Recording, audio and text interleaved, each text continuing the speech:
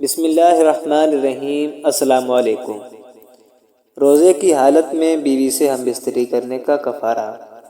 حضرت ابو ہریرہ رضی اللہ تعالیٰ عنہ کہتے ہیں کہ نبی اکرم خاتم النبیین محمد رسول اللہ صلی اللہ علیہ وآلہ وصحبہ وسلم کے پاس ایک شخص آیا۔ اس نے عرض کیا، میں ہلاک ہو گیا ہوں۔ آپ صلی اللہ علیہ وآلہ وصحبہ وسلم نے فرمایا، تمہیں کس چیز نے ہلاک کر دیا؟ اس نے کہا، میں نے رمضان میں یعنی روزے کی حالت میں اپنی بیوی سے صحبت کر لی ہے۔ آپ صلی اللہ علیہ وآلہ وصحبہ وسلم نے فرمایا، تم ایک غلام آزاد کرو۔ اس نے عرض کیا، میرے پاس غلام آزاد کرنے کی طاقت نہیں۔ آپ صلی اللہ علیہ وآلہ وصحبہ وسلم نے فرمایا، اچھا تو 2 مہینے لگاتار روزے رکھو۔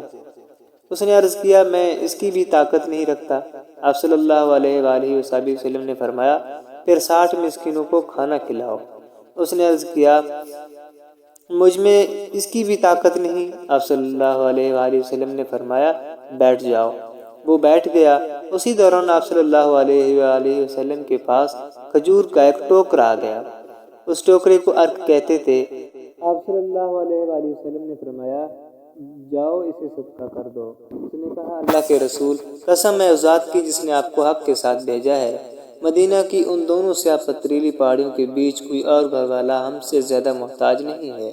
یہ سن کر آپ صلی اللہ علیہ وآلہ وسلم نے فرمایا، جاؤ اپنے گھر والوں کو کھلا دو۔